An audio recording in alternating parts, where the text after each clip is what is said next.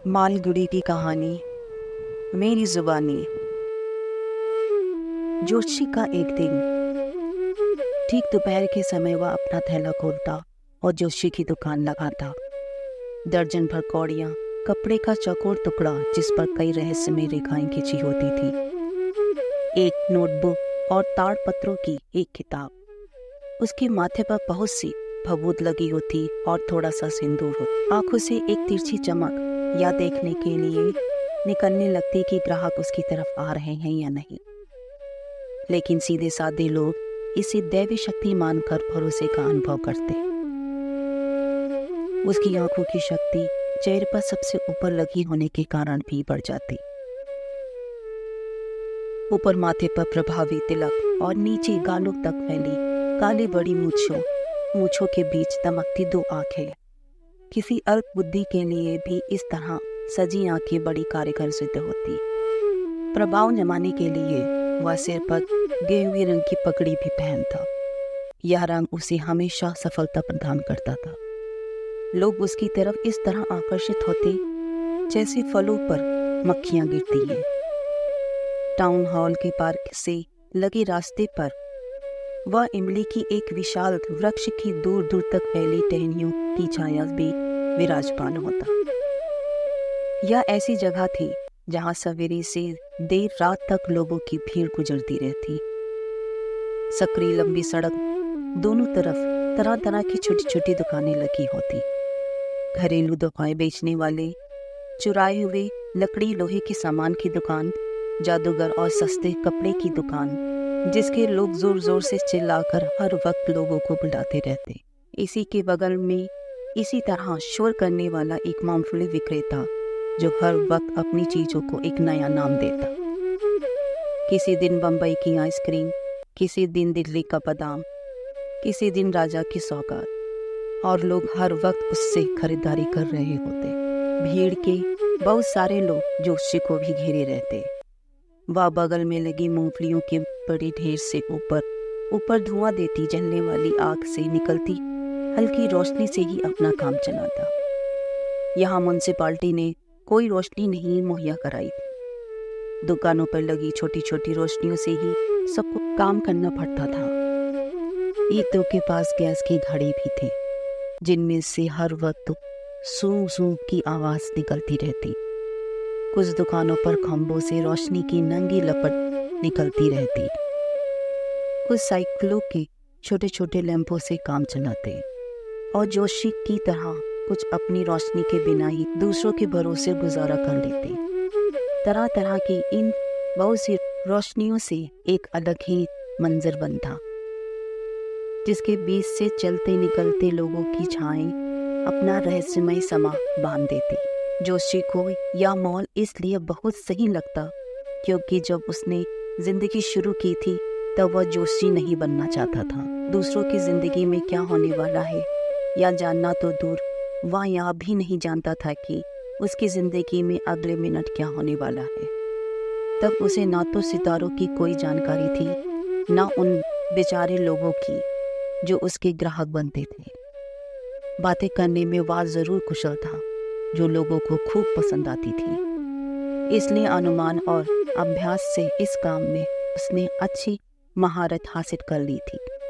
यही नहीं, दूसरे सभी धंधों की तरह यह धंधा भी उतना ही ईमानदारी का धंधा था, और दिन भर की मेहनत के बाद जो भी कमाई शाम को घर ले जाता वह ईमान की ही सही कमाई थी। उसने जब गांव छोड़ा तब यह नहीं सोचा था कि क्या करेगा। गांव में ही रहना तो वही सब काम करना जो पुरखे काम करते थे, यानी खेती का काम, शादी और बच्चे और पुराने घर में हमेशा की तरह गुजर बसर। लेकिन यह नहीं होना था। उसे बिना किसी को बताए घर छोड़ना पड़ा था, और आसपास नहीं, करीब 200 मील दूर इस कस्बे में आकर सहारा लेना पड़ा था। किसी गांव वाले के लिए यह बहुत ज्यादा दूरी थी। दोनों स्थानों के बीच एक समुद्र की तरह। मनुष्य की समस्याओं और कठिनाइयों की उसे गहरी जानकारी थी। शादी ब्याह, पैसा और आपसी संबंधों की समस्याएं लंबे समय तक या काम करके वह इनमें निपुण हो गया था। 5 मिनट में ही समझ जाता था कि असली परेशानी क्या है। एक सवाल का वह 8 आना चार्ज करता और तब वह मुंह नहीं खोलता था जब तक दूसरा कम से कम 10 मिनट तक अपनी बात नहीं कह देता।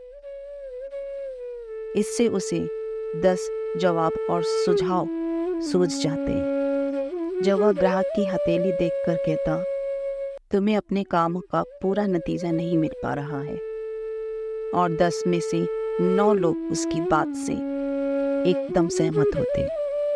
या वह सवाल करता, तुम्हारे परिवार में कोई औरत है या कोई दूर का रिश्तेदार जो तुम्हारे खिलाफ कर रहा है? या वह उसके चरित्र का विश्लेषण करते हुए कहता, तुम्हारी ज़्यादातर परेशानियां तुम्हारे अपने स्वभाव के कारण हैं।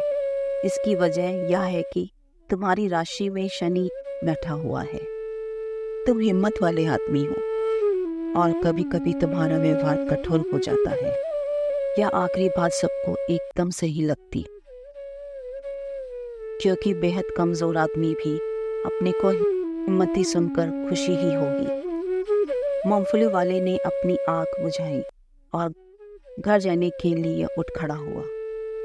जोशी के लिए यह मानो सूचना थी कि वह भी अपनी दुकान बंद करे, क्योंकि एक छोटी सी हरी रोशनी को छोड़कर जो कहीं दूर से आकर उसके सामने पड़ रही थी। उसके इर्द गिर्द एकदम अंधेरा ही छाया था।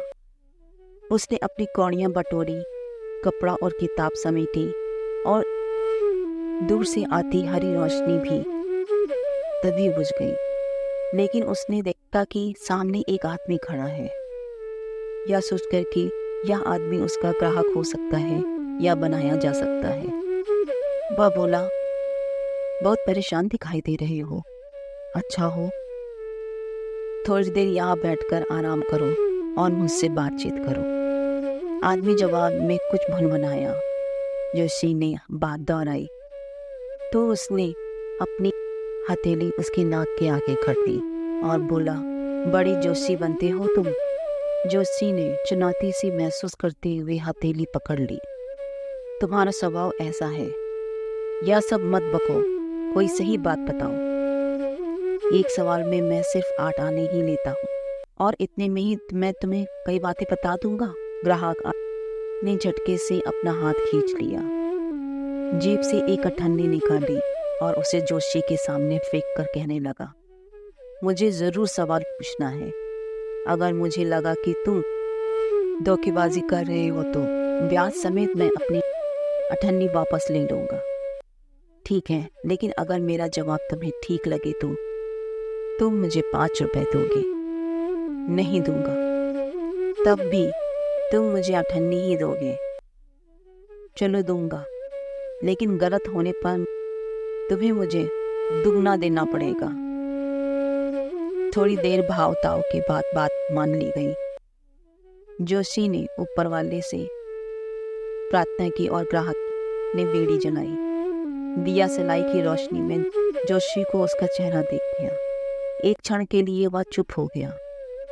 इक्की टांगे खड़खड़ करते आगे बढ़ रहे थे। पार्क में फैल रहे अंधेरे में लोगों का शोर मच रहा था। ग्राहक आराम से जमीन पर जमकर बैठ गया और बीड़ी से धुआं निकालने लगा। जोशी ने उसकी ओर देखा और अठन्नी वापस फेंक कर कहने लगा, रहने दो, मैं तुम जैसे लोगों से दूर रहता हूँ। अब मुझे देर हो रही है। वह अपना सामान बांधने लगा।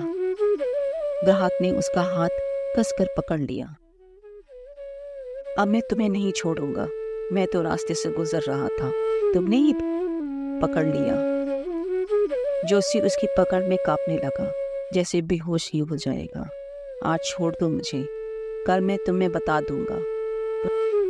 ग्राहक ने हथेली उसके नाक के आगे की और बोला, चुनौती तो चुनौती है, अभी बताओ। हार कर जोशी ने कहना शुरू किया, कोई औरत है? यह सब बकवास नहीं चलेगी। बताओ, मैं अपनी खोज में सफल होऊंगा या नहीं? ठीक बताओ, नहीं तो मैं तुम्हारे सब पैसे छीन लूंगा। जोशी ने मन ही मन में ऊपर वाले को पुकारा और कहने लगा, ठीक है, सब बताऊंगा, लेकिन अगर मैंने सब बातें सही सही बताई तो तुम मुझे पूरे 5 रुपए दोगे।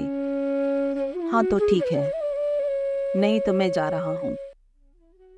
तुम्हें जो करना हो करो। चलो दूंगा, अब बको। जोशी ने कहा, तुम्हें मारा हुआ समझकर छोड़ दिया गया था। बोलो ठीक है? अरे हाँ ठीक है। और बताओ, तुम्हारे भीतर चाकू घुसेड़ दिया गया था। अरे वाह, यह भी सही है। ग्राहक बहुत प्रभावित हुआ और कमीज उतारकर चाकू का घाव दिखाने लगा। इसके बाद उसने खेत के बगल में बनी एक कुएं में फेंक दिया गया था। मरने वाले ने सोचा कि तुम मर चुके हो। अगर एक राहगीर कुएं में झांक कर नहीं देखता तो मैं सचमुच मर जाता। ग्राहक जैसे उसका मुरीद हो गया, बोला, अब यह भी बताओ कि वह आदमी मुझे कब मिलेगा। यह कहते हुए उसने जोशी के पैर पकड़ लिए। वह तो तुम्हें परलोक में ही मिलेगा। 4 महीने पहले एक दूर के गांव में उसकी मौत हो चुकी है। अब तुम उसे कभी नहीं देख सकोगे। यह सुनकर ग्राहक रोने को हो आया। जोशी ने फिर कहा, गुरु नायक, तुम तो मेरा नाम भी जानते हो। ग्राहक दंग रह गया। तो मैं सब कुछ जानता हूँ। क्या नहीं जानता मैं? गुरु नायक, मैं जो कहता हूँ उसे ध्यान से सुनो। तुम्हारा घर यहाँ से 2 दिन की दूर पर है, उत्तर की तरफ। पहली गाड़ी पकड़कर वापस चले जाओ। अगर तुम घर नहीं जाओगे तो मैं तुम्हारी जिंदगी में एक और भयंकर खतरा देख रहा हूँ। यह कहकर उसने जरा सी राख उठाई और ग्राहक को देते हुए कहा, इसे माथे पर लगा लो और घर लौट जाओ। दक्षिण दिशा तुम्हारे लिए खतरनाक है, इधर कभी मत आना। ऐसा करोगे तो 100 साल की उम्र पाओगे, नहीं तो। ग्राहक सोचते हुए बोला, अब मैं घर से बाहर क्यों निकलूंगा? मैं तो उसी को ढूंढने और बदला लेने के लिए कभी कभी निकलता था, लेकिन अब तो कुछ होने वाला ही नहीं। वह मेरे हाथों बच निकला। अब मैं यही चाहता हूँ कि उसकी मौत भी भयंकर हुई हो। हाँ, तुम्हारा सोचना ठीक है, जोशी ने धीरे से कहा। वह लारी से कुचल कर मरा। यह सुनकर ग्राहक को संतोष हुआ। जोशी ने जब अपना बस्ता संभाला, सब लोग जा चुके थे, सब रोशनियां बुझ चुकी थी और चारों ओर अंधेरा छा गया। सब शांत हो गया था। ग्राहक भी जोशी को जो भी पैसा उसके पास थे थमाकर वापस जा चुका था। जोशी घर पहुंचा तो आधी रात हो चुकी थी। पत्नी दरवाजे पर खड़ी उसका इंतजार कर रही थी। पूछने लगी, इतनी देर क्यों लग गई? उसने सब सिक्के उसे थमा दिए और कहा, इन्हें गिन लो, एक ही आदमी ने दिया है, 3, 4, 4.5 रुपए। गिनते हुए पत्नी बोल रही, बस? वह बहुत खुश थी। कल मैं गुड़ और नारियल खरीदूंगी। बेटा कई दिन से मिठाई के लिए जिद कर रहा है, मैं उसके लिए कुछ बढ़िया चीज बनाऊंगी। सुअर मुझे ठग ले गया। उसने तो 5 रुपए देने के लिए कहा था, जोशी कह रहा था। पत्नी ने परेशान होकर के पूछा, क्या बात है? कुछ लफड़ा हो गया क्या? अरे कुछ नहीं, छोड़ो। खाना खाने के बाद बिस्तर पर लेट कर वह कहने लगा, आज मेरे सिर से बहुत बड़ा बोझ उतर गया। इतने दिनों तक मैं डरता था कि एक आदमी का खून मेरे हाथों में लग गया है, इसलिए मैं घर छोड़कर भाग आया था और तुमसे शादी करके यहाँ रहने लगा था। वह आदमी जिंदा है। चौकर पत्नी ने कहा, तुमने किसी का खून किया था? हाँ, गांव की बात है। तब मैं जवान था और बेवकूफ भी, हमेशा शराब पी करके जुआ खेलता। एक दिन खूब लड़े। अब यह सब सोचने की कोई जरूरत नहीं है, आप सो जाओ। यह कहकर उसने अपने पैर फैलाए और सोने की कोशिश करने लगा। मालगुड़ी की कहानियों के साथ आगे मेरे साथ जुड़े रहें।